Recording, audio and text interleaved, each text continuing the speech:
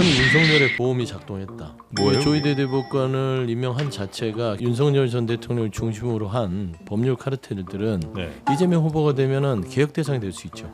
대법원장 혼자 한 게 아니에요. 전원 합의체에서 한 거고 두 분이 빠져서 12명이 해서 10대 2로 난 겁니다. 네. 조희대 대법원장이 어떻게 임명됐고 과거에 뭐고 이런 얘기는 우리 헌재 탄핵 심판 과정에서 하도 많이 해가지고 그거는 뭐 리바이벌이라고 보고. 아니 최상목 경제부총리나 한덕수 전 총리 이분 다 한심해요.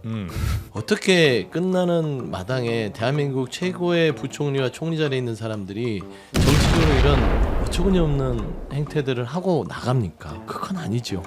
저희 당에서 후보가 될 분들한테 너무너무 유리해요. 그냥 한 이틀만 지나보세요. 그 기가 센 정치부 기자들의 질문 공세와 여러 가지 그걸 감당할 수 있을까 싶습니다. 제가 볼 때. 이준석 후보가 만약에 빠지게 되면은 그거는 이재명 후보 당선이 확정되는 것이다. 그래서 그러니까 그러면은 이준석 후보는 이재명 후보를 막기 위해서 출마한 거다. 그렇지는 않죠. 그러니까 그렇죠? 이준석으로 단일화해달라 이 얘기예요. 네, 장로한 여의도 이제 친구야. 금요일 네. 본 순서 하나하나 또 시작하도록 하겠습니다. 오늘 함께해 주실 금요일 순서에 함께해 주시는 분들 소개해드리고 바로 시작하죠. 국민의힘 윤희석 전 대변인님 어서 오십시오. 안녕하세요. 네, 맥 정치사회 연구소 서용주 소장님 어서 오시고요. 네, 안녕하십니까? 네, 그리고 저희 방송에는 처음 함께하십니다. 개혁신당 선거대책본부 이동훈 공보단장님 어서 오십시오. 안녕하세요. 네, 반갑습니다. 자, 그리고 최인경 기자 역시 네. 함께하겠습니다. 안녕하십니까. 어제 대법 판결 이게 가장 큰 뉴스죠. 오늘까지도 그러죠. 예. 민주당 국민의힘 할 거 없이 정치권에서 가장 큰 충격이라고 해야 될까요? 충격적이었던 충격 네, 맞습니다. 뉴스인 것 같은데 결론은 다들 아셨을 거고 이렇게 되면 이제 어떻게 되는 건가에 대한 이야기가 계속 지금 나오고 있습니다. 일단 파기환송이 됐죠. 그럼 이제 고법으로 가는 거죠. 그 다음에 대선은 이제 한 달 정도 남았고요. 그 안에 고법에서 결론이 다시 나오진 않을 거 아닙니까? 나올 수도 있나요? 아마 물리적으로는 가능하다고 하는데 그러나 이제 그게 현실적으로 좀 최종 판결이 어려울 것 아니니까. 같고요. 네. 네. 그리고 설령 거기서 결론을 낸다 하더라도 재상고할 거 아닙니까, 그죠? 그렇죠. 그럼 이제 그 결론까지는 진짜 이건 물리적으로 아무리 해도 안 나오는 거고. 네. 그렇겠죠. 네. 쥐어 짜내고 네. 아무리 그 조희대 대법관이 압박을 하고 네. 난리를 쳐도 사실상 6월 3일 전에는 나올 수 없다.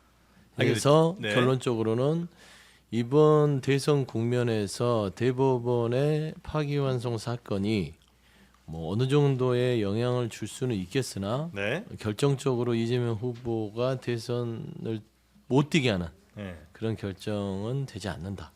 그게 결론 같아요. 네. 근데 대법원 조희대 대법원장 얘기가 지금 많이 나오는데 조금 전 이건태 의원도 그 얘기를 좀 했습니다만 대법원이 혹은 대법원장이 아주 그 정치적 의도를 가지고 이건 선거에 혹은 정치에 개입을 한 거다라고 이제 얘기를 하거든요. 그러니까 선거에 개입을 했다는 거는 이재명 후보에게 매우 불리한 쪽으로 개입을 이제 했다는 것 같은데 대법원은 왜 그런 혹은 대법원장은 왜 그런 행동을 했다고 보십니까? 저는 윤석열의 보험이 작동했다. 윤석열 보험? 예. 뭐예요? 조희대 대법관을 임명한 자체가 결국엔 조희대 대법원장을 보면 예? 예전에 박근혜 전 대통령 시절에도요 뇌물죄를 처벌할 수 없다고 소수견을 냈던 분이에요. 네. 이런 분을 임명을 했고 당시에 조희대 대법원장을 임명한 당시에 윤석열 전 대통령의 뭔가 의중이 있는 거 아니냐, 네. 본인 사람 씹는 거다라고 이제 비판이 많았었어요. 네. 물론 합의가 돼서 통과되긴 했으나 저는 이 내란의 동조 아니면 침묵 했던 이 대한민국의 보수 엘리트들이 결국엔 이재명 후보가 대통령이 되는 것을 두고 볼 수 없다라는 차원에서의 어떤 판단이 있지 않았을까라는 전 추측이 돼요. 의심도 되고 보수 꺼림직하고. 엘리트들이 그렇습니다. 이재명 후보가 대통령 되는 걸 못 보겠다? 못 보겠다. 왜 그렇죠, 그건? 왜냐면 보수 엘리트 특히 이제 윤석열 전 대통령을 중심으로 한 법률 카르텔들은 네. 이재명 후보가 되면은 개혁 대상이 될 수 있죠. 사법부나 뭐 이런 것들 뭐 검찰 개혁뿐만 아니라 이 대한민국의 거대한 이 법치주의를 간판을 걸고 본인들이 기득권을 누려왔던 세력들은 네. 본인들이 따지고 보면 개혁 대상이 될 수 있다는 것은 매우 불편한 일이기 때문에 하는 것인데, 저는 기본적으로 제가 이런 얘기를 하면 대법원의 판단을 부정하는 겁니까? 하는데 그렇지 않습니다. 저는 상권 분립에 있어서 법원의 판단은 늘 존중한다. 그러니까 어제 있었던 파기환송의 결정은 존중한다. 네. 다만 조희대 대법원장의 행동들은 석연치는 않다. 꺼림직한 부분들이 상당히 많다. 저는 그렇게 보입니다. 네. 우리 윤희석 대변인님. 뭐 그렇게 불만을 가질 수 있어요. 충분히 그럴 수 있고 민주당 입장에서 굉장히 충격이라고 봅니다. 90% 가까운 퍼센티지로 지지율로 후보를 뽑았는데 네. 며칠 되지도 않아서 이게 뭔 일이냐 할 텐데, 대법원장 혼자 한 게 아니에요. 전원 합의체에서 한 거고 두 분이 빠져서 12명이 해서 10대 2로 난 겁니다. 네. 그러니까 조희대 대법원장이 어떻게 임명됐고 과거에 뭐고 이런 얘기는 우리 헌재 탄핵 심판 과정에서 하도 많이 해가지고 그거는 뭐 리바이벌이라고 보고, 법원 관련해서 이제 이렇게 판단을 하시면은, 그럼 예를 들어 3월 26일에 있었던 2심 무죄, 전부 무죄 났을 때는 서영주 대변인 포함해서 많은 민주당 분들이 어떻게 얘기했던가를 다시 한번 그냥 복붙하면 돼요. 그거가 왜 여기선 또 바뀌었느냐? 판결 내용이 바뀌니까 또 이제 바뀌는 거란 말이에요. 제가 드리고 싶은 얘기는 뭐냐면 3월 26일 날 그러니까 유죄가 났어야 된다. 그래서 이번에 확정이 됐어야 된다. 그런 얘기가 아닙니다. 네. 법원 판결이 나서 이게 유죄 취지 파기환송이기 때문에 바뀔 수가 없어요. 물론 형량이 어떻게 될지는 뭐 모르는 거지만 1심에서 징역 1년까지 나왔기 때문에 네. 거의 재판 진행한다면, 재판을 빛의 속도로 한다고 가정을 했을 때는 피선거권 박탈이 뭐 그렇게 봐야 되겠죠. 박탈이라고. 자, 그럼 이런 상태에서 대선이 치러질 거다. 이재명 대표가 출마를 해서 당선이 된다. 바로 다음 날부터 대통령직을 수행을 한다. 이랬을 때 어떤 상황이 되겠느냐. 제가 계속 걱정하던 그 부분. 네. 여기에 대해서 민주당이 지금 뭐 형소법 바꾸고 어쩌고 저쩌고 해서 해결될 일이 아니라는 거예요. 이거는 민주당 정권 가져갈 수 있어요. 이재명 후보 대통령 될 수 있어요. 저는 그 긍정합니다. 네. 국민 선택하면 되는 거죠. 그런데 지금 이 얘기는 전혀 다르다는 거예요.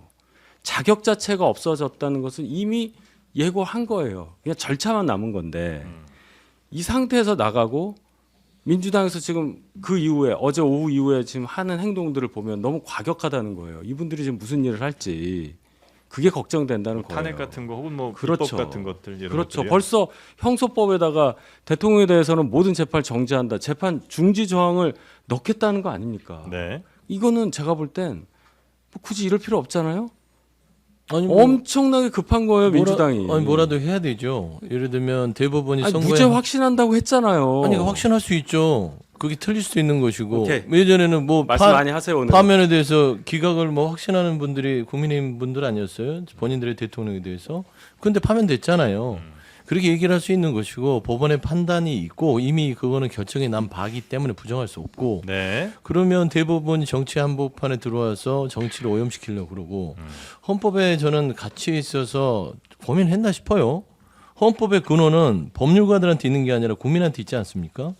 헌법은 국민이 가지고 있는 주권을 실현시킬 수 있는 하나의 도구적 가치일 뿐이에요. 수단일 뿐이에요. 네. 근데 법원이 지금 국민의 선택을 30일 정도는 앞둔 상황에서 국민의 선택권을 박탈한 결정을 할 수도 있었던 것이다. 다만 피선거권이 박탈되지는 않았죠. 네. 그러니까 자격이 없다고 하는 것은 그거는 아직은 확정적이지 않고 고법에서 그 부분에 있어서는 피선거 박탈이 나와야만 그런 주장을 하는 것이고 네. 법률적으로 제3고에 가서 최종 말하자면 확인을 해줘야 피선거 박탈이 되는 겁니다. 현재로서는 법률적으로 피선거 박탈이 안 됐기 때문에 후보로 뛸 수 있는 거죠. 그리고 그 이후에 84조의 논쟁이 있으니 당 차원에서는 84조를 보완하는 형사소송법의 입법을 추진해 보자라는 것입니다. 거기에 대해서 뭐 이게 무슨 폭거다. 민주당은 할 일을 하는 거다라는 전 그런 네. 생각이 들어요. 알겠습니다. 아, 국민의 입장 바꾸면 안 그랬을 것 같아요. 그랬을걸요. 자, 거꾸로 이동훈 되면, 네, 거꾸로 되면 어떻게 했을까? 자, 제가 이 얘기만 할게요. 네.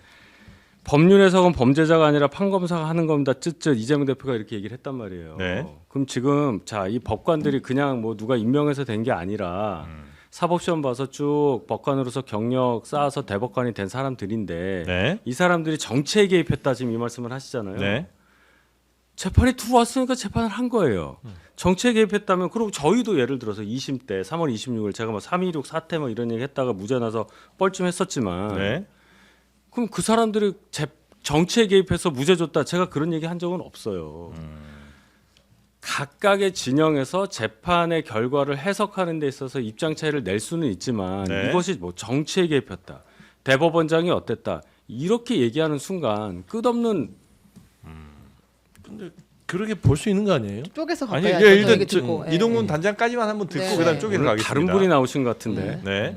분위기가 원래 이런 건가요? 아, 뜨겁네요. 원래 안 그랬어요. 네. 새로 오셔서 그런 것 같아요. 근데 하여튼 아유 제가 이제 어제 이제 판결 보면서 일단은 그래요. 그러니까 일단 우리 이재명 후보님 지금까지 대선 준비 굉장히 잘하고 계시고 네. 어떻게 보면 통합 쪽으로 방향을 잡으셔가지고 하시는 것 같은데 네. 선거운동을 네. 마이크에 조금만 가까이 말씀해 주시면 아유, 좋겠습니다. 미안합니다. 네. 사실은 어제 판결 자체는 우리나라 어떻게 보면 법조의 최종적인 결론이잖아요. 네. 이런 걸 좀 겸하게 일단 받아들여야 될 것 같아요.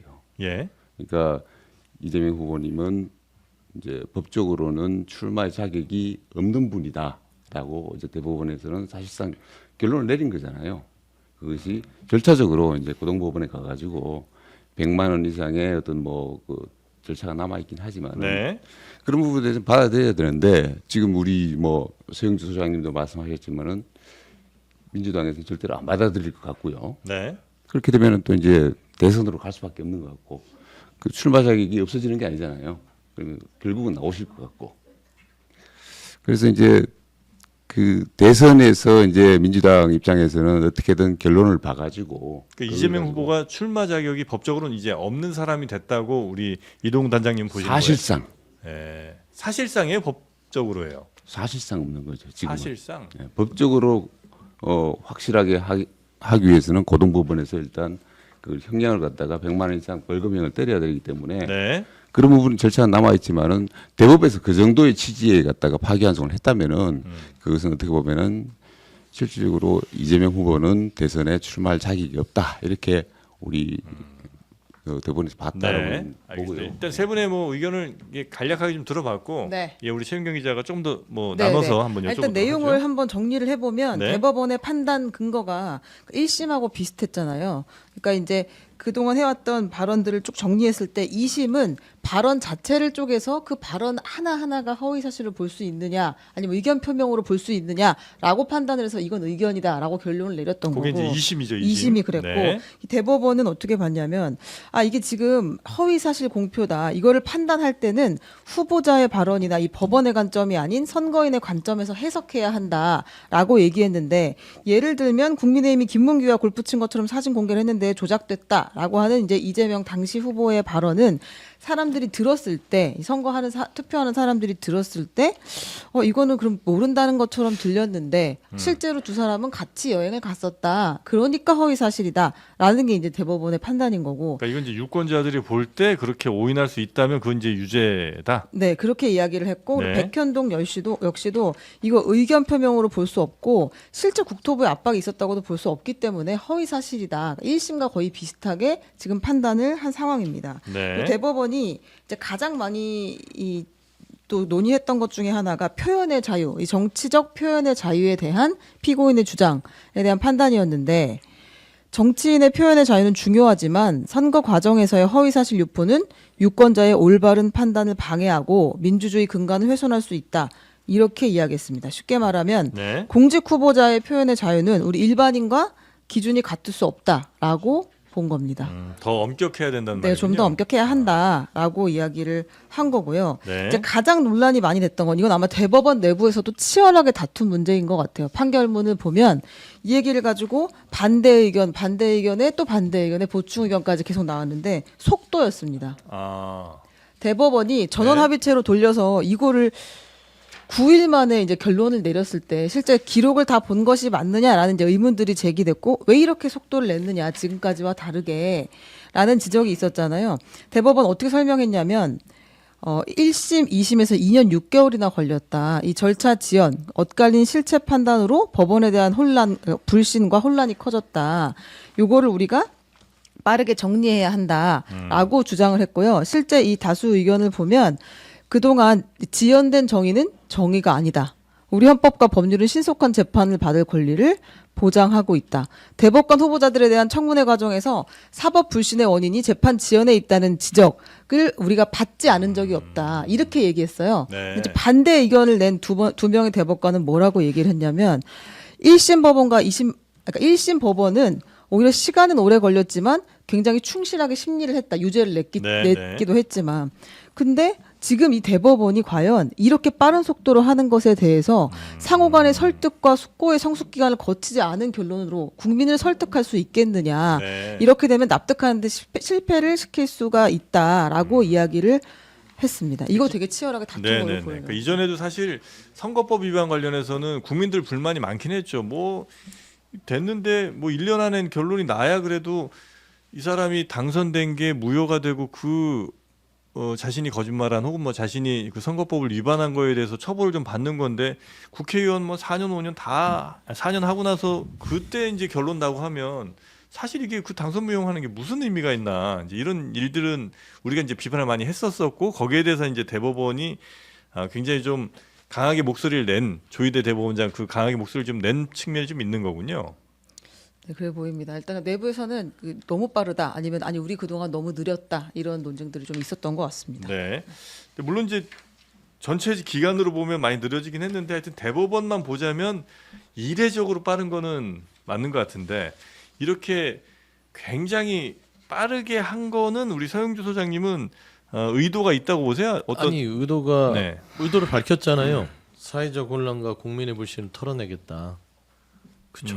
그 그 사회적 의도랑 뭐, 혼란과 불신이 조희대 대법원장에게는 이재명이었나요? 그걸 털어내면은 사회적 혼란과 법원의 신뢰가 살아나나요? 저는 그 생각이 묻어 있지 않고서는 이렇게 네. 이례적으로 최소한의 절차적인 고민은 해야 될 거 아니에요. 그러니까 결과는 제가 부정하자는 게 아니라 네. 유죄 취지를 내려면 소부에서 판사 4명이서 이거를 이리 보고 저리 보고 해서 이거를 본인들의 판례를 뒤집는 결정이 아니고서는 저희가 판단을 못 하겠습니다. 라고 대법원장한테 주심이 아니라 그러면 차라리 대법원장한테 얘기를 하면 대법원장이 그러면 이걸 전원합치로 갑시다. 그 대신 속도를 좀 냅시다. 633이 있으니 우리가 말한 거 지켜야 되지 않겠소. 네. 하면서 최소한 고민을 해야 되는데 소부에 들어간 지 2시간도 안 돼서 주심이 아니라 대법원장 조희대 대법원장이 직권으로 전원합의체 놓고 그 다음에 이틀에 한 번씩 평일을 거쳐서 네. 그것도 판결문 쓸 2, 3일도 뭐 있는지 모르겠으나 9일 만에 네. 6만 한 7, 8천 쪽에 달하는 결정문을 다 읽고 유죄 취지의 파기환송을 한다. 이게 의도를 의심하지 않은 사람이 이상한 거 아니에요? 네. 저는 이거를 의심할 수밖에 없어요. 제가 들었는데 네. 방송하다 들었어요. 저도 이제 법조인 아니니까 뭐 9일만 했다고 아, 말씀하셨는데 이렇게 일찍 나온 거에 대해서 예, 기록을 이게 3월 26일 날 나왔잖아요. 2심이. 네. 그 이후에 즉시 받았대요. 그러니까 이미 한 달이 넘은 상태고 기록도 안 보고 그런 대법관들이 12명이 모여서 그렇게 했겠느냐. 그렇게까지 공격하시는 거는 그건 좀 과하죠. 그럼 우리가 재판받는 의미가 없어요.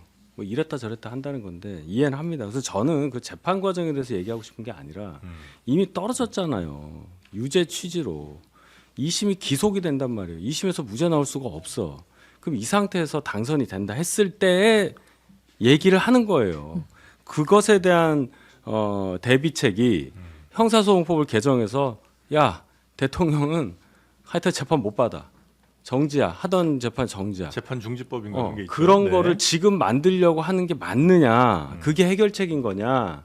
그런 부분에 우리가 얘기를 해야 그래도 장르만 여의도가 의미 있는 방송이 되지. 아, 뒤에 있습니다. 그러니까 제 얘기는 갑니다 거기까지. 예, 네. 그래요. 제가 얘기할 거예요. 그러니까 결론적으로는 뭐 재판이 어땠다, 대법원장이 무슨 의도를 갖고 했다 이런 얘기는 큰 의미 없다. 그만했으면 좋겠습니다. 아, 알겠습니다. 근데 이제 민주당의 몇몇 의원들의 인식은 그런 것 같아요. 방금 말씀하신 그 부분에 대해서 지금 대법원 혹은 이제 사법 카르텔이라고 아까 뭐 표현하신 네. 뭐 그런 것들이 지금 민주당을 전방위적으로 압박하고 있다. 이재명 대표를 압박하고 있으니 그럼 우리가 할 수 있는 방법은 우리가 할 수 있는 건 이런 입법은 어쨌든 힘을 좀 갖고 있으니 입법적으로밖에 할 수 있는 게 없지 않냐. 아마 이런 논리인 것 같더라고요. 그러면 법원 판결을 입법으로 해서 뭐 바꾸겠다는 겁니까? 판결을 바꾸는 아니, 건 아니고 제가 우리가 방어할 수 있는 건 이렇게 방어하겠다. 이 방송에 출연하는 다른 민주당 쪽 패널이 이런 말씀하신 걸 들었어요. 이제 네. 우리가 삼권 분립 체제에 대해서 다시 한번 생각해봐야 된다. 입법, 사법, 행정으로 나눠진 그 뭐 옛날에 이권 분립 있었잖아요. 뭐 몽테스큐 막 나오고 네. 그 시절로 가자는 거냐. 그러니까 이 판결로 인해서 사법권도 이제 어디 뭐 입법권이라든지 뭐 국회 통제 아래 두자는 생각인지는 모르겠는데 그만큼 민주당에서 굉장히 위기 상황으로 받아들이는 건 인정하겠어요. 그렇지만 저희도 탄핵 2번이나 받아들였잖아요. 이번 탄핵도 뭐 일부 반발이 있었지만 받아들였잖아요. 그 받아들인 상태를 가지고 그 다음을 얘기해야지 아예 이제 상권 분리까지도 뭔가 바꿔야 한다는 생각까지 하는 민주당의 분위기라면 이거 국가 전체적으로 불행한 일이라고 아니, 생각해요. 순서대로 좀 가보겠습니다. 아니, 이제 고법 판단이 대선 전에 나올 가능성이 있는가를 먼저 보고 그 다음에 지금 민주당이 하는 일들을 우리가 차례차례 할 예정이었는데 뒤에 거 자꾸 끌어오시면 자꾸 섞이잖아요 여기 내용이. 그러니까 지금 고등법원 판단이 대선 전에 나올 가능성이 물론 여기서 얘기하는 게 결정은 되는 건 아니지만 있다고 보시는지 아, 고법 판단이 지금의 속도를 보면 고법이요 네. 재산고까지. 그냥 고법? 고법까지 어려워 보여요. 고법은 쉽진 쉽지 않아 않을 보인다. 거예요. 한 달밖에 안 남았는데. 그러면 그러니까 파기환송심도 역시 대통령 선거 전에 나오기는 쉽지 않아 보인다. 어렵다고 봐요. 그렇게 보신다. 이제 이재명 대표가 어제 그 판결을 듣고 나서 어떤 반응을 보였는지 하나 듣고 와서 다시 얘기해 보겠습니다. 네. 글쎄 제가 생각했던 것과 전혀 다른 방향의 판결인데 뭐 정치적 경쟁자들 입장에서는 뭐 온갖 상상과 또 기대를 하겠지만 정치는 결국 국민이 하는 것입니다. 국민의 뜻을 따라야 되겠죠. 노크였어. 수정이었죠. 네. 자, 지금 이재명 후보의 이야기를 듣고 왔는데 어제 이제 급하게 아마 저 외부에 있다가 이 이야기를 듣고 조금 당황한 기색이 좀 역력해 보이는 행사 중이었죠. 예 그런 네. 상황이었던 것 같고 또 뭐 한동훈 후보도 뭐 저 대구였었나요? 하여튼 거기서 현장에서 또 얘기를 하는 걸 좀 듣긴 했는데 여튼 뭐 고법에서는 고법 판결은 나오기 어렵다. 라고 이제 다들 보시는 것 같고 네. 이제 민주당에서는 이 판결을 받아들고 이런 대응을 내놨어요. 지금 어떤 이야기를 하냐면 오늘 정청래 그 법사위원장이 페이스북에 이렇게 썼습니다. 국민 여러분 너무 걱정 마십시오. 대법원의 비이성적 폭거를 막겠습니다. 헌법 84조 정신에 맞게 법 개정안 재판 중지를 법사위에서 통과시키겠습니다. 이렇게 이야기를 했어요. 그게 이제 방금 아까 저희가 이제 얘기 나눴던 대통령이 되는 경우에 이런 재판을 그냥 딱 멈춰버리는 그런 이제 입법을 하겠다는 거죠. 그렇죠. 예. 그러니까 이제 그 84조의 이제 소추의 개념 자체가 그게 조금, 모호하니 해석의 여지가 있으니 예, 뭐 소는 기소고 추는 이제 공소가 진행되는 상황이기 때문에 재판으로 봐야 되느냐 예. 아니면 소추는 그냥 기소만 해당되는 거냐 이런 부분이 헌법상 해석이 분분할 땐 입법적인 보완을 통해서 명백하게 해주는 게 그 입법기관의 일이에요. 그 부분에 대해서 명백하게 하겠다는 게 무슨 대단히 어떤 그 안 좋은 부적절한 일을 하는 것처럼 생각하는 것은 그건 좀 아닌 것 같고요. 그러니까 이건 이재명 대표 유리하게 하자는 게 아니라 애매한 부분을 명확하게 하자는 이거 갖고 얘기다. 싸울 거 아니에요. 이제 또 84조가 소추의 개념 갖고 맞다 틀리다 결국에는 헌법재판소로 갈 것이고 네. 대선 이후에 헌법재판소에서 결국엔 또 큰 결정을 하게 되는 상황이 된 겁니다. 결국에는 이제 정치의 사법화 지금 저는 대법원의 판단은 사법의 정치화라고 보는데 근데 이 법안도 근데 헌법재판소 가서 위헌법률 신청 또 하지 않겠어요? 뭐 그렇게 하겠죠. 그러니까 네. 결국엔 다 법원이 판단하는 거예요. 형사소송법에 대한 어떤 개정 취지에 대해서 네. 국민의힘은 이 부분에 대해서 위헌법률 신청을 할 거고 예. 84조에 대해서는 또 헌재에다가 민주당은 또 그 판단을 요청할 거고 결국에는 헌재가 또 판단하게 되는 상황이 대선 이후에 벌어질 것이다. 그러니까 대통령 선거 이후에도 계속 헌재 네. 양당이 뭘 갖고 찾아갈 가능성이 매우 높은 매우 상황이네요. 높다고 보는 거예요. 네. 그러니까 그 소추란 단어가 이제 우리가 되게 생경하잖아요. 근데 이게 이제 헌법에 규정이 돼 있단 말이에요. 소출한 단어에 대해서 예, 소추란 단어. 예. 대통령 재직 중에 외환, 내란 외에는 소추되지 않는다. 네네네. 그 소추의 범위가 어디까지냐. 근데 제가 이제 이런 생각 해봤어요. 헌법 이렇게 보면은 헌법 안에 재판이란 단어도 있고 그 소추란 단어 당연히 있고 심판이란 단어도 있어요. 네. 헌법재판 관련해서 심판이란 단어를 쓰니까 그리고 재판이라는 단어가 분명히 있는데 소추가 재판까지 포함하느냐 여부에 대해서도 해야 될 부분이 있고 헌법 해석에 대한 문제를 법률로서 뭔가 제어한다 이게 이제 안 맞는 거잖아요. 이제 그런 얘기들 거기에 대해서도 우리가 생각을 해봐야 되는데 어찌되었건 민주당에서 이렇게까지 나오는 이유 뭐 최상목 탄핵하고 하는 거를 보니 네. 굉장히 엄중하게 받아들이는 것만은 맞다. 그리고 아까 제가 이권분리 몽테스큐라고 그랬는데 로크 잘못했습니다. 점점 갑니다. 아니 그래서 이제 84조가 지금 이제 소추받지 않는다. 요 부분에 대해서 말씀하신 대로 좀 애매하거나 혹은 이제 이번에 논란이 좀 되긴 했으니 이걸 좀 명확하게 할 필요는 있겠다라고 이제 결정해서 민주당이 이 법안을 좀 낸다는 거잖아요. 그러니까 법으로 하는 게 맞느냐 헌법 해석을 네. 법률로서 헌법의 하위 개념이 법률로서 하는 게 맞느냐 그러니까 이제 위헌법률 심판 제청을 할 가능성이 높아지는 이게 거죠. 헌법의 이 취지에만 어긋나지 않는다면 그 법으로 좀 명확히 할 필요가 있는 건 아니에요? 그렇진 그거는 않습니까? 법학자한테 물어봐야 되는 거죠. 알겠습니다. 근데 저한테 결- 하실 얘기가 아니에요. 결과적으로 이재명 후보가 재판은 이제 이 선거법만 있는 게 아니잖아요. 이제 그 위증교사 있고 쌍방울 대북 송금이 있고 법인카드 사적 유용, 대장동 위례 백현동 성남 FC 재판이 있기 때문에 이 선거법이 아니더라도 결과적으로 이 논쟁이 대통령 당선되더라도 반드시 네. 나오기는 할 거다. 네. 근데 그게 헌법재판소로 가져갈 것이냐, 아니면 진짜 법률을 바꾼 다음 또 위헌법률로 가게 될 것이냐. 근데 언젠가는 이제 판단 한번 받아야 되는 시점이 오기는 할 것이다. 는 거죠. 이런 생각은 해봤어요. 어제 대법원이 이제 그런 입장을 좀 밝혀주기를 바란 분들도 많았잖아요. 근데 아무 얘기도 안 했어요. 근데 봐요.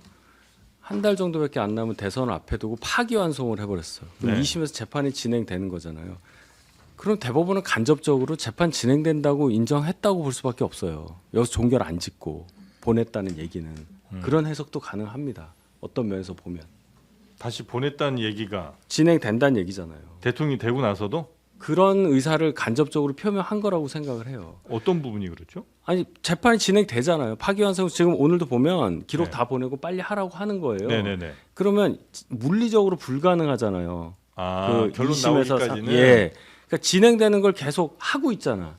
아. 그러니까 간접적으로 그러니까 그런 그- 해석도 해봤어요. 그런 해석이 가능할 수는 있으나 아. 대통령이 이재명 후보가 돼야만 그 재판이 중지될지 안 될지는 그렇죠. 정해지기 때문에 네. 하던 일은 해야죠. 그러니까 저는 이제 법적 내용이 분분하다고 지금 할 수 있고 지금 아까 이재명 후보에 대해서 여러 가지 그 혐의 재판에 대한 그 일람표를 보여주셨는데 법대로 진행되는 것을 민주당이 거부하거나 부인하지 않습니다.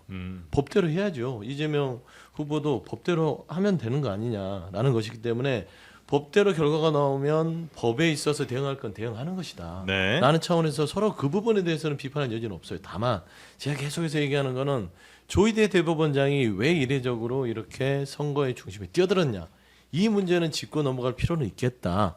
라는 차원에서 저는 말씀드립니다. 저도 뭐 만약에 그 말씀을 받아들인다면 또 왜 대법원장이 그랬을까? 아까 뭐 말씀하신 보수 카르텔, 뭐 법적 카르텔 이런 게 있는지 없는지 제가 잘 모르겠습니다. 만약에 있다면 그 아까 말씀하신 그 2심은 그럼 그 카르텔에서 좀 벗어난 사람들이 돌출적인 행동을 한 건가? 아니면 카르텔.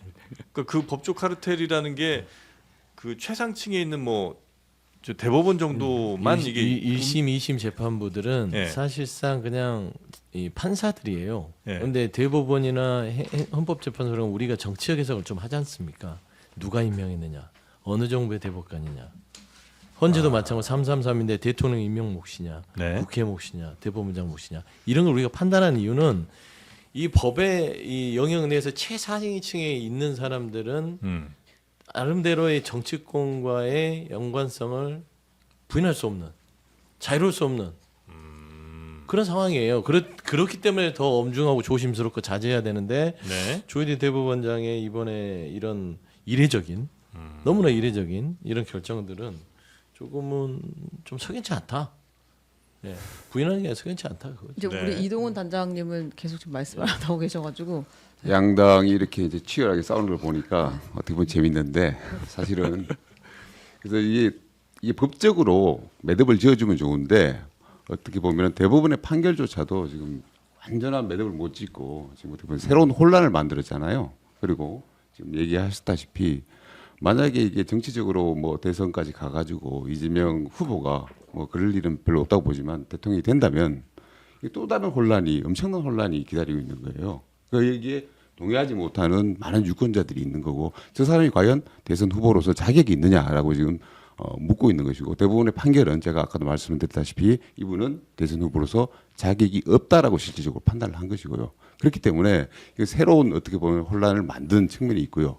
그래서 지금 사실은 이 보궐선거의 6월 3일 날 조기 대선이란 것이 국민의힘의 어떤 윤석열 대통령의 계엄 사태 그리고 이런 탄핵 소추가 되면서 이렇게 만들어진 선거인데 어떻게 보면 기책 사유가 있는 당이죠. 국민의힘이. 그런 상황에서 또 민주당조차도 어떻게 보면 후보 자체가 법적으로 굉장한 문제를 안게 됐고 이분이 당선이 되는 순간에 대한민국은 또 다른 혼란에 빠져들 것이다라는 게 분명히 있었잖아요. 그래서 저는 어떻게 보면 개혁신당 이준석 후보에 대해서 한번 주목을 좀 해달라 뭐 이런 말씀 좀 해주시고요.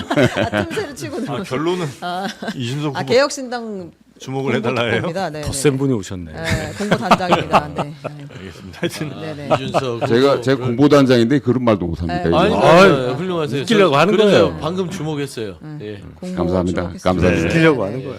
알겠습니다. 여튼 대법 판단은 이렇게 나왔고요. 그 뒤에도 또 벌어진 일들이 워낙 많아서 이거 네네. 정리를 안 할 수는 없습니다. 빠르게 가보겠습니다. 예, 한덕수 권한대행이 어제 이제 뭐 예고는 좀 되긴 했습니다. 그만뒀고요. 그리고 최상목 전 권한대행, 그러니까 경제부총리는 역시 또 그만뒀어요. 네. 와, 이 타임라인을 좀 간단하게 예. 정리해 보면 어제 이제 대법원의 선고가 있고 나서 오후 4시에 한덕수 대통령 권한대행이 대국민 담화를 열었습니다. 3시에 선고, 그다음에 4시에 담화. 네, 담화를 했어요. 그리고 조금 전인 오전 10시, 이건 어제 일이고 오늘 10시 국회에서 출마 선언을 했습니다. 했어요? 네, 했습니다. 그게 이렇게 쭉 그래요? 네, 있었던 일이고요. 예. 그리고 이제 다시 최상목 권한대행이 예. 준비를 하고 있었는데 최상목 저 경제부총리는 총리가 이제 한덕수 물러나니까 내가 이제 다음 또 권한대행 해야 되겠구나 네. 하고 있었는데 그렇게 하고 있었는데 이제 어제 민주당에서 저녁 10시쯤 이제 최상목 부총리에 대한 탄핵안을 본회의에 올리고 표결을 하겠다라고 했죠. 그건 좀 갑자기 좀 네, 아주 급진전이 됐습니다. 일어난 그래서 일이죠? 갑자기 최상목 탄핵 이러면서 모두 무슨 상황이지 하고 있었는데 예? 표결에 들어가기 직전 1분 전에 기재부에서 공지 문자가 왔어요. 네. 1분 전에 최상목 부총리는 사의를 표명했습니다. 이렇게 이야기를 했어요. 네. 그래서 이제 표결이 성립하지 않았죠. 우원식 의장이 이거 표결하지 않겠다라고 이야기했고 사의를 표명했고 거기 또 바로 오후 수리가 되는- 4시에 그만두겠다고 했던 한덕수 권한대행이 네. 사표 수리를 합니다. 왜냐하면 내가 자정까지는 권한대행이기 때문이야. 어제 5월 1일 밤 12시까지는 어쨌든 한덕수 권한대행이 권한대행이니까 네. 내 사표 수리까지 내가 해주고 마무리할게. 네. 플러스 거기 네. 무슨 일이 있었냐면 그 10시 언저리에 한덕수 후보 그 당시는 예비 후보였겠죠. 후보 공보방이 개설이 됩니다. 기자들을 상대로 이제 일정 같은 걸 공지하는 방이 비밀번호와 함께 공유가 몇 시예요? 제가 받은 거는 10시 언저리였는데. 밤 10시? 예, 예. 그러면 안 되지 않아요? 더 훌륭한 기자들은 더 빨리 받았을 수도 있겠는데 아무튼 제가 받은 건 그 시점이었어요. 그때 공무원인데 그렇죠? 그러니까 밤 12시까지는 공무원이잖아요. 네. 본인- 쟁점이 아주 여러 가지가 있는데 일단 한덕수 권한대 이제 후보가 된 분의 이제 출마 과정과 예. 그 다음에 이제 최상목 탄핵이라는 또 그 이슈가 이제 막 섞여 있는 무리수 상황인 던진 거죠. 거예요. 네. 예, 아마 그 공무원의 선거법, 선거 중립이라든지 이런 부분에 있어서 고발 당할 것 같고요. 네. 오늘 출마 선언문 읽어보니까 본인이 또 사전 선거운동 자백까지 하더라고요. 뭐라고 그래요? 뭐 많은 사람들 국민들 만나라고 다녔습니다. 그지만 아직 부족합니다. 했는데 다녔습니다가 이래서 다녔구나라는 거잖아요. 그렇잖아요. 우리가 그냥 추측만 했어요. 이거 대선 출마용이 일정이다 했는데 본인이 출마 선언문에 그래서 다녔구나라고 얘기를 한 거 보면 네. 이게 본인의 직을 이용해서 사전 선거 한 운동이다. 그렇게 이제 보고 계신 저는 거고요. 보고 아마 고발장 들어갈 것 같고요. 저는 앞서 얘기했지만 최상목 경제부총리나 한덕수 전 총리 이분 다 한심해요. 어떻게 끝나는 마당에 대한민국 최고의 부총리와 총리 자리에 있는 사람들이 정치적으로 이런 어처구니 없는 행태들을 하고 나갑니까? 그건 아니죠.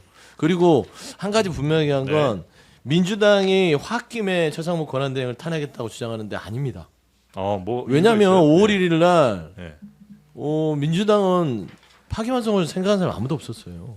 당연히 그냥 뭐 그렇겠죠. 예. 상고기각으로 생각을 했었고 예. 그랬기 때문에 최상목 권한대행은 갑자기 일어난 게 아니라 예전부터 지난번 헌재 재판관 임명하지 않고 걸어다니는 위원이라고 했던 네네네. 그 노골적인 헌법 위헌적인 행동을 하는 최상목 권한대행을 탄핵시키자 해서 법사위에서 이미 다 논의가 돼서 그 안건으로 올려놓은 거였어요. 한 달 전쯤에 뭐 예, 한 그랬었죠? 달쯤 예. 이미 진행된 거였기 때문에 예. 이 부분은 갑자기 갑툭튀로 확인이 한 게 아니다. 그냥 한 거예요. 한 달 동안 그냥 아니, 때가 돼서 잠깐. 때가 돼서 한 거예요. 때가 돼서 마침 어제? 예. 아니 그러니까 본 모습으로 오신 줄 알았더니 끝에 또 그러네. 이게 보면은 에이. 원래 상고기가 나오고 최상목 권한대행 저기 탄핵 이렇게 이제 준비가 됐던 아니, 거죠. 그 논리보다 차라리 한덕수 그만두는데 최상목이 올 것 같으니 그걸 사전에 막기 위해서 탄핵 이렇게 하는 게 더 낫지 아니, 않을까요? 그건 아니었어요. 어떻게 두 분 얘기하시고 저 자리 피해 드려? 한 전에 한 걸 지금 스케줄 맞춰서 마침 어제 됐다는 건 조금 설득력이 약할 그러니까 것 같은데. 저는 무슨 소리 같아요. 한 달 전부터 했다니까. 아이 다시 본 모습으로 돌아와요. 본 모습이 그게 아니라. 웃기지 말고. 네, 그럼 윤희석 대변인 보실 아니 때는 어제 그 추경 때문에 본회의 한 거 아니에요. 네. 아까 우리 최윤경 기자님도 그 얘기했죠. 이게 뭔 일이지 하면서 탄핵 그 올라왔다고. 그러니까 이 상황은 여러 가지 정치적 고려가 있었겠죠. 민주당 내에서 그거 네. 그럴 수도 있다고 보는데 그렇다고 하면 돼요. 최상목에 대해서 탄핵도 걸고 하면서 압박을 해서 제가 볼 땐 그래요. 국무회의를 무력화할 수 있는 어떤 방안으로 탄핵만한 좋은 게 없잖아요. 국무회의 무력화가 목적이다.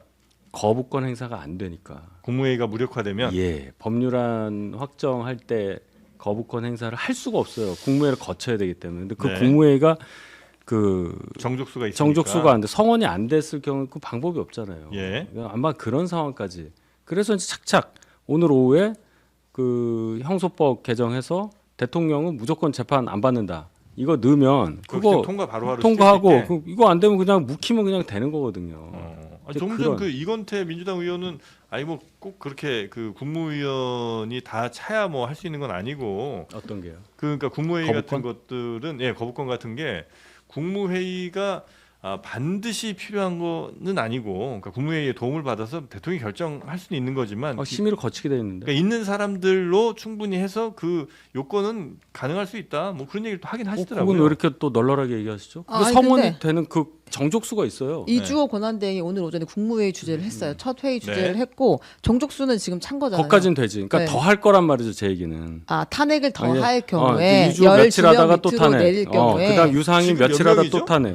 지금 남아 있는 사람이 14명인가요? 14명인데 11명은 돼야 돼요. 민주당 입장에서는 탄핵을 할 이유가 없죠. 어차피 32일 뒤에 민주당이 대선에서 승리한다는 확신이 있는데 네. 굳이 탄핵을 해서 나라를 어지럽힐 필요 없잖아요. 그래서 제가 앞서도 얘기했지만 그럼 어제는 왜 한 거야? 최상목 권한대행의 탄핵 자체는 네. 또 다시 최상목 권한대행이 자리하는 부분 네. 그것도 이 위헌적인 행위를 저질렀는데 이분을 또 권한대행을 인정해 그 부분도 있는 것이고 그렇구나. 그게 이제 복합적으로 작용해서 어제 지도부 논의 끝에 탄핵이 추진된 거기 때문에 이게 네. 대법원의 판단 때문에 복수심에 한 거다라는 것은 조금 민주당은 어깃장이다. 정프로님 입장을 그대로 받아들였습니다. 그렇습니까? 뭐라고 했냐면, 그러니까 이제 그 한덕수 최상목에 대한 탄핵을 추진을 하다가 예. 한덕수 출마 명분으로 이게 악용될 수 있다는 우려가 제기돼서 음. 이제 거취가 확인된 뒤에 결론을 내리기로 했다. 그러니까 우리가 최상목 부총리를 탄핵한 건 한덕수 총리 사퇴와 연동이 된 것이다. 아, 이렇게 이제 공식 이야기- 입장인 거죠? 네, 아, 얘기했습니다. 알겠습니다. 네. 민주당들 네, 공식적으로 입장 이제 그렇게 정리를 얘기를- 하고 오세요. 네. 여러 가지가 뭐 있었겠지만 공식 입장이 그러니까 정프로 말씀이 맞는 거죠? 뭐 그게 이제 공식 입장이라고. 어떻게 하셨어, 근데? 오, 공식 대단하네. 입장이니까요. 그래요? 네. 아, 이동훈 예. 단장님은 몰랐네. 조금은 더 중립적인 위치에서 이제 많이 이제 현재 상황을 좀 보실 테니까 이런 탄핵과 또 대행의 또 이주호 대행의 이런 여러 상황들은 우리 단장님은 좀 어떻게 보고 계십니까? 그러니까 이제 우리 이재명 후보 민주당에서 이제 대선 이제 그 동안에 잘 나갔죠, 솔직히 말해서 지지율도 뭐 굉장히 잘 나왔고 네. 그래서 안정적으로 관리를 하면은 아마 무난하게 이제 뭐 대선에서 이길 수 있겠다라고 판단을 하신 것 같아요. 네, 네, 그래서 네. 흔히 뭐 얘기하는 대로 침대 축구 하고 계셨는데 근데 어제 이제 변수가 생겼잖아요. 그러면서 이제 이게 법적으로 출마 자격이 없다라고 이제 사실상 대법원에서 판결을 내려버린 상황이기 때문에 네. 그런 부분에 있어 가지고 이제 민주당은 그걸 정치적으로 법적인 문제를 정치적으로 해결을 하기 위해서 이제 하시는 것 같고 무조건 이제 출마 강행하실 거예요. 뭐 제가 봤을 때는 이 그 출마 후보를 바꿔야 되는데 그렇지 않을 거란 말이에요. 그건 민주당은. 뭐 쉽지 않을 것 같고요. 그래서 네. 이제 그걸 정치적으로 돌파해서 대선까지 가서 뭐 승리를 해서 이걸 덮자라고 이제 판단을 하신 것 같은데 네. 그렇게 하다 보면 이제 무리수가 자꾸 생기게 되는 거죠. 정치적으로 이제 돌파를 해야 되기 때문에 그러다 보니까 이제 어제 같은 경우 네. 대표적인 그 최상목 탄핵 경제부총리 탄핵 같은 경우도 그런 거 아닌가. 좀 그래서 무리수를 던진 것 앞으로도 같다. 그런 일들이 좀 네. 비일비재하지 않을까. 그러니까 이게 그냥 안정적으로 지금까지 민주당 기조대로 천천히 이렇게 좌우 살피면서 가면은 괜찮았는데 이게 뭔가 자기한테 리스크가 들어왔기 때문에 이제는 민주당도 굉장히 속도를 낼 수밖에 없어요. 뭐든지. 그렇게 속도를 내다 보면 무리수를 아마 던지게 될 그렇죠. 거고. 그러니까 차가 속도를 내면은 예. 작은 장애물 하나 부딪혀도 큰 네. 사고 난단 말이에요. 그러니까 그런 일이 벌어질 수도 있지 않을까 뭐 이렇게 보고 있습니다. 아니 네. 민주당 최상무 부총리에 대한 탄핵이 그러니까 아까 정프로 얘기한 거랑 제가 얘기한 게 다른 게 아니에요. 네네네. 똑같은 거예요. 오랫동안 준비했다가 그 상고기가 아니 그 대법원의 판단과 무관하게 결정을 내린 것이다. 그 얘기잖아요. 결국. 그러니까 한덕수 권한대행에 네. 대한 추이를 보고 나서 결정했다는 것인데 결국에는 최상무 권한대행은 위헌을 저지른 공직자로서 민주당 같이 못 가겠다고 이미 탄핵안을 발의해서 네. 처리가 된 사람이에요. 그래서 그 시점 자체를 권한대행이 한덕수가 나가기도 하고 예를 들어서 대법원의 판단 자체에 있어서의 여러 가지 의원들의 의견도 모아지고 해서 결정이 된 것이지 네. 보복성 탄핵이다라고 하는 것들을 저는 바로잡고 싶은 그런 알겠습니다. 마음에서 얘기한 겁니다. 혹시 이재명 후보가 이제 계속해서 아마 후보가 뭐 교체될 일은 당연히 없을 네. 테니까 쭉 가는 데 있어서 지금까지는 지지율이 가장 앞섰다는 건 뭐 누구도 부인하기 어려우실 것 같고요. 근데 혹시 대법원의 이번 판결 이후에 아마 지금 뭐 한동훈 후보라든지 뭐 이준석 후보도 역시 마찬가지로 계속 뭐 후보 자격 없다. 이 사람 이제 유죄가 거의 확정된 거나 마찬가지다라는 식의 이제 공격들을 당연히 할 거 아닙니까? 그게 표심에도 지지율에도 영향을 꽤 줄 요소라고 보세요? 아니면 그건 뭐 이미 다 오픈된 얘기이기 때문에 더 이상 뭐 영향 못 준다? 영향은 있을 것 같아요. 영향이 영향이 있어요? 없다고 부인하는 것은 제가 뭐 억지를 쓰는 것 같고요. 예. 영향이 있는데 크지 않을 것이다. 아니죠. 이게 긍정적인 영향이 있을 수도 있고요, 부정적인 영향이 있을 수도 긍정적 영향은 있어요. 왜냐하면 예. 이재명 후보 자체를 완전히 언더독 상황으로 만들어 놓은 상황이 될 수 있어요. 핍박받고 아직도 이 윤석열 전 대통령의 그런 사법 카르텔의 기득권층에 의한 음모에 있어서 이재명을 죽이려 하는구나. 아직도 내란의 어떤 동조한 세력들이 포기하지 않고 끝까지 이재명을 죽이려고 하는구나. 이런 부분들이 내부의 교체 플러스 더 똘똘 중도층에 뭉칠 수 있다. 네, 그렇죠. 반향을 일으킬 수 있는 측면이 하나. 예. 반대 측면으로 지금 한동훈 후보라든지 김문수 후보라든지 이준석 후보라든지 자격 없다. 당시같이 불안한 사람을 어떻게 대통령을 뽑고 국민들에게 할 일이냐라는 것들이 소구돼서 네. 영향을 끼칠 부정적인 영향 하나. 이 두 가지인데 근데 이게 보면 지지하신 분들, 그러니까 내 투표 의사가 바뀔 일이 없는 강력한 지지층이야 더 결집하실 수는 있는데 그 표에 어차피 더 도움되는 건 아닐 거고 왜냐면 어차피 이재명 후보를 찍을 거니까. 그런데 이제 중간에 계신 분들이 중요할 거 아니에요. 그분들에게도 플러스예요? 저는 그러니까 두 가지가 존재하는데 거기도 이번 여론 결집할 수 추이를 있다? 한번 봐야 되는데 아예 그냥 부정적이라고만 단정할 수는 없다. 네네네. 알겠습니다. 중도층에서도 이게 핍박받는 정치인의 표상으로 비춰졌을 때는 중도층이 긍정적인 표를 줄 수 있는 알겠습니다. 상황도 될 수 있다. 윤 대변인은 어떻게 보시나요? 아무리 객관적으로 보려고 해도 이재명 대표한테는 안 좋은 거죠. 안 좋으니까 지금 민주당에서 이렇게 세게 나오는 거 아니에요. 그 판단이 내려진 겁니다. 민주당에서. 만약에 좋게 작용할 것 같으면 이렇게 가만히 나오겠냐? 있죠. 대법원의 판결을 뭐 환영한다. 그러고 그냥 가면 되는 거죠. 환영까지 너무 나쁘니까 네. 나쁘니까 지금 이렇게 하는 거 아닙니까? 그래서 그 얘기는 할 필요가 없는 거예요. 제가 볼 땐 제일 중요한 거는 네. 유죄 취지 파기 환송이라는 거 제가 자꾸 말씀드리지만 그 전까지는 사법 리스크였어. 유죄가 나올지도 몰라. 이랬는데 대법원까지 갔는데 확정은 아니지만 2심이 기속된다고 그랬잖아요. 이제 유죄인 거예요. 이분은 대한민국 사법 체제에서는 유죄야 그냥. 네. 그게 확정이 된 거예요. 그 얘기를 드리는 겁니다. 그게 아니, 바뀌었다는 거예요. 이게 일반적인 시각일 거예요. 근데 이제 이 민심이란 게 단순하게 평온한 상황에서 허위 사실에 대한 부분들을 대법원이 판단해서 유죄 취지로 보냈다라는 것이라면 부정적으로 작용할 수밖에 없어요.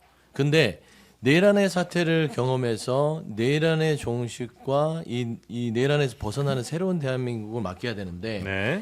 내란의 세력 범위에는 그를 주장하는 국민의힘이라든지 보수층의 많은 사람들이 심판의 대상으로 국민들 위에 올라와 있습니다.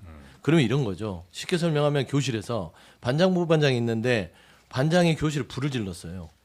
그리고 저 반장을 내쫓아서 다시는 못 오게 하는데 그걸 주도한 부반장이 있는데 부반장은 애들한테 허위 사실이나 거짓말을 한다는 그 이유만으로 둘 다 네. 똑같아. 다 나가.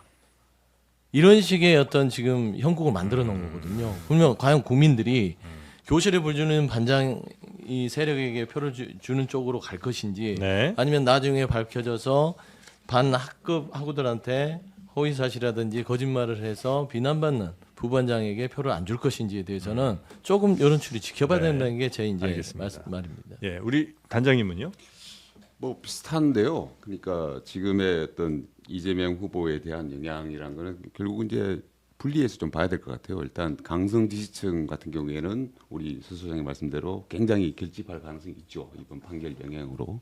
근데 어떻게 보면 연성 지지층 내지는 중도층 같은 경우 이재명 후보의 지지를 표시해왔던 그분들 같은 경우에는 조금 떨어져 나갈 수 있는 계기가 될 수 있다. 그래서 좀 분리해서 봐야 될 것 같다는 이번 생각이 판결이. 들고요. 네. 그리고 지금까지 보면은 저 정권 교체에 찬성하는 여론이 국민 여론이 대충 한 60% 정도는 되는 것 같아요. 네. 제가 봤을 때. 그런데 이재명 후보가 보면은 40% 내지는 50% 안에서 이렇게 지지율이 움직이더라고요. 네.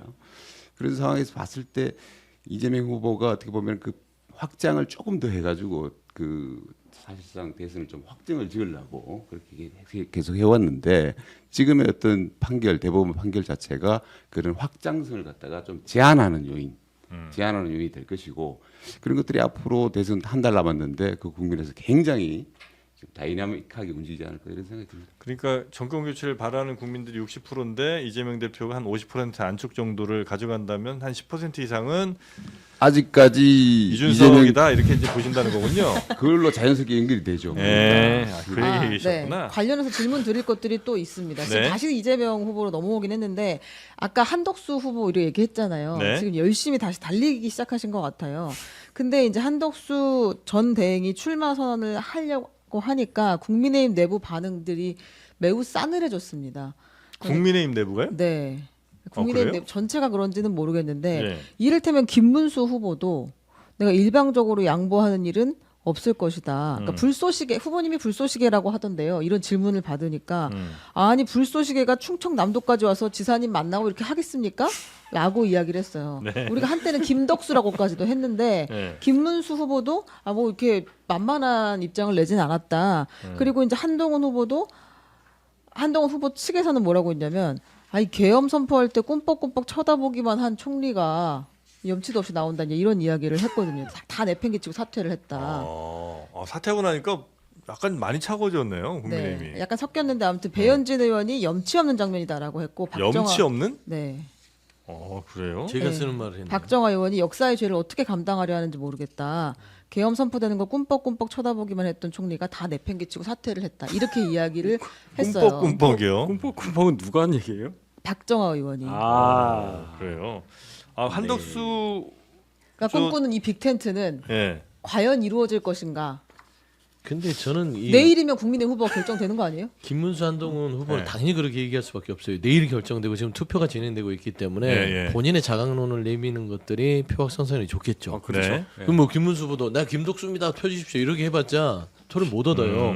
하지만 사실상 구도가 김문수 후보가 될 경우에는 그 뒤에 있는 세력들이 한덕수 전 총리와 합칠 계획들을 매우 세심하게 해놓은 것 같아요. 그랬을 때는 저는 이제 한덕수 입장에서는 김문수 후보가 됐으면 좋겠고 한동훈 후보가 됐을 때는 좀 불편해질 수 있다.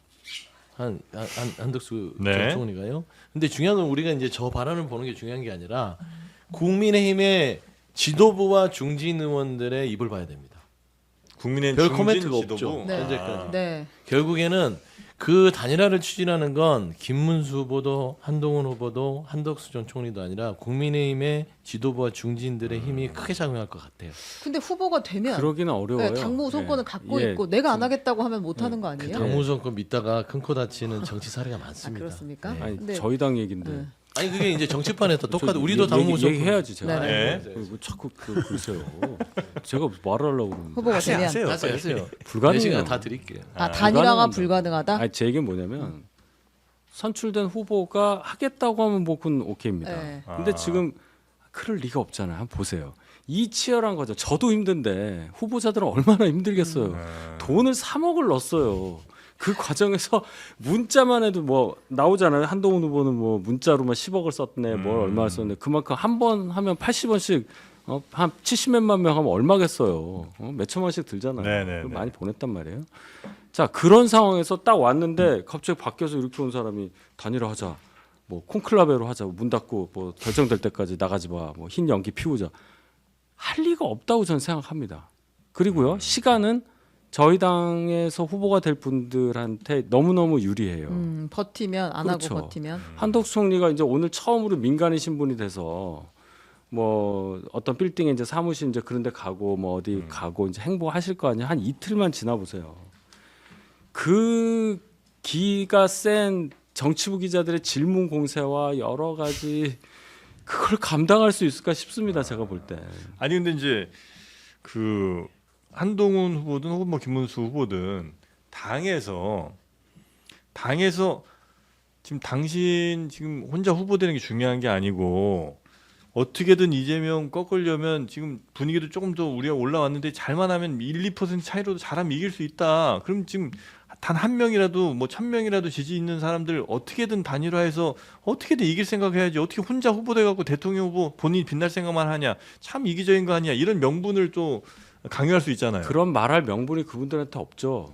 당 선거에 그럼 그분을 모셔와서 같이 경선을 했어야 돼요. 예. 그렇게 말할 수는 없고 예. 그런 차원의 빅텐트라면 이분이 계신 당에 있는 후보하고도 똑같이 생각을 해야 되는 거예요. 아, 이준석 그 후보. 왜 얘기가 지금 나오고 있습니다. 한덕수에 대해서만 단일화 얘기를 하느냐는 것에 대해서 제가 이 제기를 하는 겁니다. 그러니까 이제 지금 당연히 합쳐야 돼요. 누가 후보가 되더라도 바로 단일화를 하기 쉽지 않을 거다라는 이야기를 그 지금 얘기입니다. 하셨고, 근데 또 이 얘기가 나오고 있어요. 당 밖에서 빅텐트 가교 역할로 오세훈 시장이 뛰고 있다라는 이야기가 나오고 있는데요. 이준석 그 후보하고 오세훈 시장이 만났습니다. 뭐 원래 사이가 좋았으니까. 근데 이제 오세훈 시장이 또 이제 한덕수 후보도 또 만나겠다고 하는 거예요. 그러니까 이렇게 저렇게 이제 다른 지대에 있는 사람들을 한번 모아보겠다라고 하는 거 아니냐라는 지금 해석이 나오고 오세훈 있어요. 시장이? 네. 그래요? 저도 오늘 기사는 봤는데 그 좀 거꾸로 쓴 거 아닌가 하는 생각이 들어요. 그러니까 오세훈 시장이 뭐 중간에서 역할을 하는 게 아니고 아, 어떻게 모두가 보면은 오세훈을 찾아가는 건가요? 그렇죠. 그러니까 뭐 이준석 후보 얘기 나왔으니까 말씀이지만은 뭐 오세훈 시장하고는 원래 친하고 그래서 그런 부분은 있어요. 다 정책 공약 같은 경우에서도 이제 공유할 수 있는 부분들이 많고 그렇기 때문에 얼마든지 같이 할 수 있는 부분이 있고 이거는 이제 빅텐트 단일화하고는 또 다른 얘기죠. 그러니까 오세훈 시장은 어차피 이제 돼서 불출마를 선언하셨기 때문에 그런 것이 있고 한덕수 지금 우리 총리 전 총리 얘기를 좀 제가 잠깐만 하면은 네. 그분 같은 경우에는 제가 봐서는 저희들 제 입장이기도 한데 어떻게 보면은 애시당초 이분은 어떻게 보면은 윤석열 정권의 바지 사장이었잖아요. 3년 내에. 이런 분이 이제 계엄이라는 거에 대해서 계엄의 당일날에 어떻게 보면은 뭐 어떻게 했니 이런 문제를 떠나가지고 계엄에 이르는 데까지 윤석열 정권에서 한덕수 총리가 당연히 2인자로서 어떻게 보면 뭐 형식적이긴 하지만 2인자로서의 역할을 과연 했는가 네. 이런 것들 질문하지 않을 수 없고 그런 부분에 있어 가지고 윤석열 정권의 실패의 책임자입니다. 실패의 책임자이기 때문에 그분을 아주 뭐 자기가 어떻게 이제 기자들이 질문을 하고 할 때 어떻게 답변하실지 모르겠지만 그런 명분 없는 어떻게 보면 출마라는 얘기가 될 것이고요. 그리고 두 번째로 이분이 한덕수 총리가 외부에서 들어오시는데 아까 말씀 나왔지만 경선 이미 실컷하고 나서 뭐 이렇게 들어오는 과정인데 그렇게 하려면은 높은 지지율이라는 어떤 그거라도 갖고 오셔야 되는데 그거 없잖아요. 지금 이재명 후보하고 뭐 비교해 봤을 때 이분이 얼마나 경쟁이 있는가 없어요. 그러니까 명분도 없고 어떻게 보면 실질적인 어떤 그 승리의 어떤 그 가능성도 없기 때문에 네. 제가 봐서는 한덕수 총리는 아마 며칠 못 가고 출마를 접지 않을까 이렇게 봐요. 접지 않을까? 네. 아.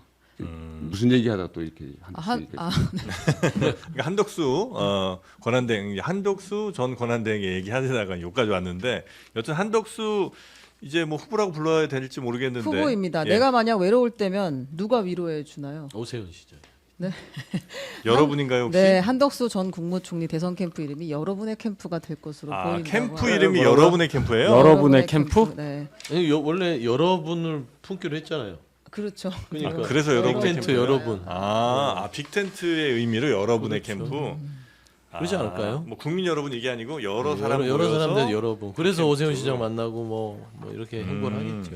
그 저기- 빅텐트 얘기가 잠깐 나와가지고 네. 말씀을 드리면은 우리가 이제 그 이준석 후보에 대해 가지고 국민의힘 측에서 이제 계속 이제 빅텐트 뭐 단일화 얘기를 하는데 저희들이 이제 그 지지율을 면밀히 들여다보면요, 지금 여론조사 지지율을 면밀히 들여다보면은 지금 아까도 말씀드렸지만은 이재명 후보가 민주당 이재명 후보가 정권 교체 여론을 다 안지를 못하고 있어요. 그 부분에 있어 가지고 분명히 그 중도층이라는 게 존재를 하고 있고 그 분들이 상당수가 지금 이준석 후보의 지지로 와 있어요. 그러니까 지금의 한 10% 정도. 네. 웃지 마시고.